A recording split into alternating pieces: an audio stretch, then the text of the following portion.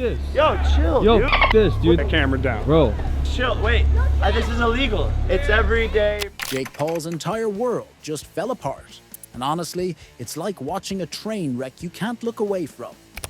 All that noise, all those years of branding himself as the loudest YouTuber turned boxer, it's gone in the blink of an eye, courtesy of one arrest. And this isn't some minor slip-up like a traffic ticket or a bar fight.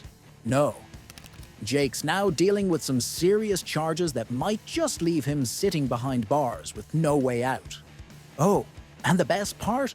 No one's feeling bad for him. Not a single tear has been shed. Sympathy? Never heard of her. But you know what makes this all even juicier? The reason Jake Paul's now in cuffs isn't just some random scandal. No, it all goes back to that wild press conference on August 18th. You remember that disaster, right? The one at the Jacob Javits Center in New York, where we were all expecting another chaotic Jake-style promotion for his fight with Mike Tyson.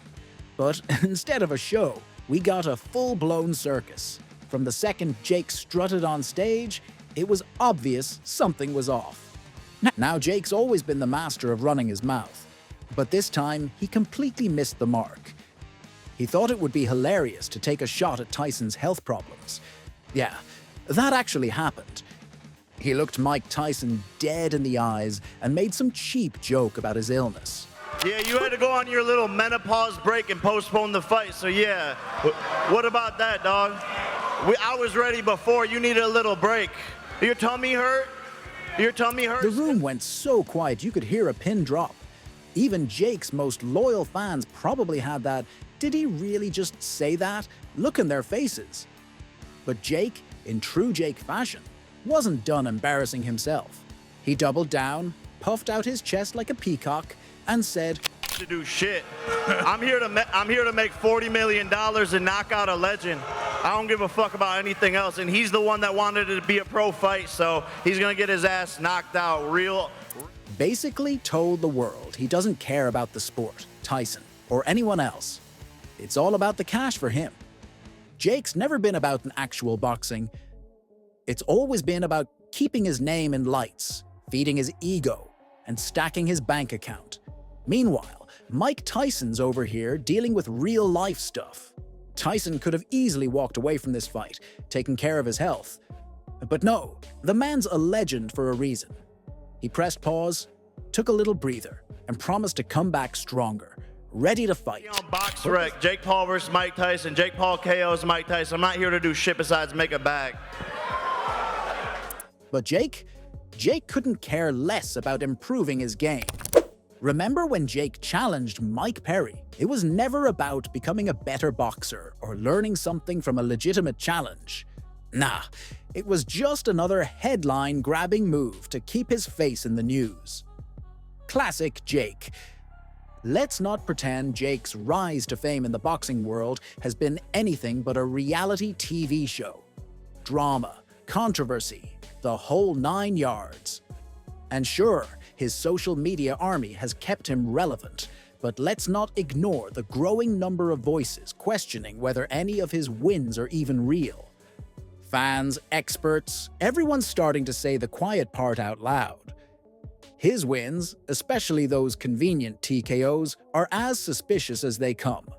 That's why Tyson said, "Shape, be in good shape because your health depends on it." Hey, you're the one that wanted 8 2-minute rounds. You want to make it 10? Take the match with Tyron Woodley on August 29th, 2021. Officially, it ended with a TKO, but let's be real. It felt more like a magic trick than a legitimate knockout.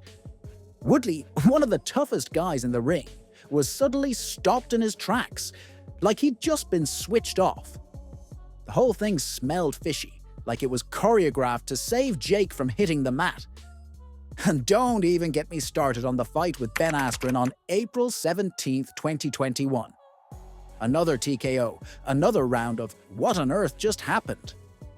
Askren, a former MMA champ, barely touched the ground before the ref swooped in like some overprotective parent, ending the fight before it even started. It was like watching a ref babysit Jake's boxing career, making sure he didn't fall too hard. Fans and critics were left scratching their heads, wondering if these wins were legit or if Jake's career was being bubble-wrapped to protect his fragile reputation. Jake Paul's career, yeah, it's hanging by a thread, and honestly, it's not looking like that thread's going to hold much longer. Mike Tyson, the guy who's been there, done that, and knocked out more people than Jake's had controversies, just set the stage for what might be the most humiliating downfall Jake's ever faced. You know that knockout-only rule Tyson threw into the mix? And Jake? Oh boy, he did not take that well. While the crowd was losing their minds in excitement, finally looking forward to a real fight, Jake? He went into full meltdown mode. Grabbing the mic like a kid who didn't get his way, he unleashed a rant that had absolutely nothing to do with boxing. Shut the fuck up, New York. Hey, boo yourselves. Boo yourselves, New York. Hey, New York, New York, New York, you're just like Mike Tyson. You were good 20 years ago. Fuck you, New York. Fuck you. Dumbass Democratic City. And the irony? Jake's been running his mouth for ages about how he's ready to fight anyone, anywhere, anytime. But now that he's actually going to have to fight under Tyson's rules, he's backpedaling faster than anyone could have predicted. All that confidence he was throwing around? Poof, gone. Now it's just a desperate scramble to avoid what's looking like an inevitable beatdown. Tyson's not playing games, and Jake knows it. But here's where it gets even more insane. Jake wasn't just losing it in front of the crowd.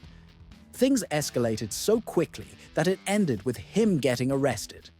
Yeah, you heard that right. Jake Paul, Mr. Untouchable, Mr. I run this show, got slapped with some serious charges, including breaching a contract and potential fraud. Now, if you thought that was the worst of it, buckle up. Things took a legendary turn when Mike Tyson himself sat down on Logan Paul's podcast. Yep, Jake's own brother's platform, and laid it all out. Tyson's not one to sugarcoat things, and when he got asked about why he was coming after Jake so hard, he didn't hold back. He made it crystal clear that this wasn't just about a boxing match, or even about the contract. No, this was personal. For Tyson, this was about respect, about keeping your word, about being a man of integrity, everything that's made Tyson the legend he is today, both in and out of the ring. Tyson's dealt with a lot in his life. Trash talk from Jake? Please. That's not even a blip on Tyson's radar. But what did get under his skin was how Jake completely disrespected their agreement. For Tyson, it's not just about throwing punches. It's about standing by your word, and Jake had completely trashed that. And in Tyson's world, that's one thing you don't do. You don't break your word. Here's where Tyson really showed how much he's grown over the years. The old Tyson? Oh, he would have snapped. We all know what happens when Mike Tyson loses his cool. Fists start flying, and it's game over for whoever's on the receiving end. But Tyson's older now, wiser. Instead of giving in to that raw anger, he kept his composure. Prior experience. When that tough guy Mike Tyson comes out, when it's not necessary to come out, I'm always in handcuffs. So I'm very careful when that guy... On the podcast, Tyson didn't need to flex his muscles. His words carried the weight of everything he's been through, all the battles he fought, inside and outside the ring. He calmly explained that Jake's antics didn't faze him, but his lack of respect? That was another story. Tyson even admitted that the old him might have handled things differently, probably with a few punches thrown for good measure. But now? Tyson's got a grip on those demons. He's been down that road, and he knows where it leads. Flying off the handle hasn't exactly worked out well for him in the past, and he's learned from it. He admitted in his own way that sometimes the biggest fights aren't the ones in the ring. They're the ones you fight with yourself. Get ready to get in a fight, I break out in handcuffs. I break out in handcuffs. And that's what makes this whole saga even more powerful. Tyson's not just keeping Jake in line, he's keeping himself in check. When Jake started acting up, Tyson didn't take the bait. Instead, he made a conscious decision to handle this whole mess the right way, legally. It's a move that shows just how far Tyson's come. He's not about to let Jake Paul drag him back into the chaos he's worked so hard to leave behind. Tyson's handling this fight on his own terms, and in doing so, he's proving that sometimes the strongest thing you can do is keep your cool. Jake Paul's world, it's collapsing, and Tyson's watching it all happen without having to throw a single punch. Yet.